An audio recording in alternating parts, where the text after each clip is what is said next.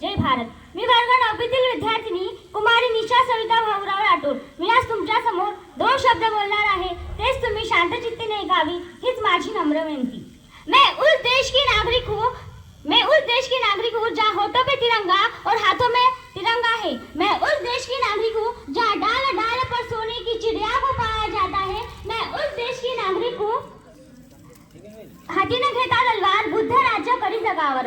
ज्या काळात संपूर्ण विश्वामध्ये हिंसा, अशांती, अंधश्रद्धा आणि अधर्म यांचा प्रचंड स्तोम माजलेला होता, त्या काळात संपूर्ण विश्वाला शांतीचा आणि अहिंसेचा मार्ग दाखवणारे महाकारुणिक तथागत गौतम बुद्ध, ज्ञान, चातुर्य, चारित्र्य, पराक्रम आणि संघटन या सत्वगुणाचे बाळकडू देणाऱ्या संकल्पिका महासाहेब जिजाऊ या महापुरुषांना मी प्रथम अभिवादन करतो. टिळा टोपी घालून म्हणते आम्ही साधू, दया धर्म चित्ती नाही ते जाणावे बंधू.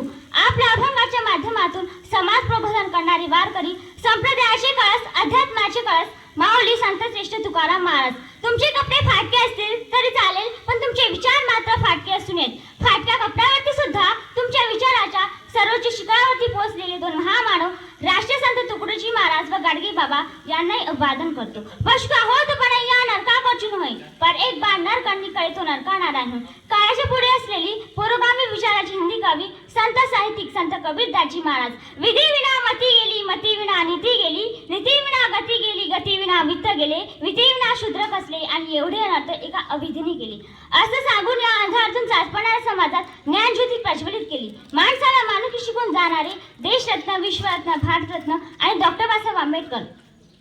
क्रांती झोपडी जन्माला येतात, म्हाला जन्माला येतात ती गरीबाशी रक्त पिणारी ढिकणं, चिडलेला, नाकारलेला, दडपलेला शिवशाहू फुले, आंबेडकरी चळवळीला नवी दिशा देणारे साहित्य सम्राट अण्णाभाऊ साठे या महात्मांना अभिवादन करतो आणि माझ्या शब्दाला विराम देतो. मित्रांनो, मी एवढेच म्हणेन की हम अपनी जान के दुश्मन को अपनी जान कहते हैं, कि हम अपनी जान के दुश्मन को अपनी जान कहते हैं. मोहब्बत की इसी मिट्टी को हिंदुस्तानी कहते हैं, मोहब्बत की इसी मिट्टी को हिंदुस्तानी कहते हैं. अटल बिहारी वाजपेयी जी ने शायद ये कहा था कि भारत कोई भूमि का टुकड़ा नहीं है, एक जीता जागता राष्ट्र पुरुष है. अटल जी ने कहा था, ए वंदन की धरती अभिनंदन की धरती है, ए वंदन की धरती अभिनंदन की धरती है, ए अर्पण की भूमि है तर्पण की भूमि.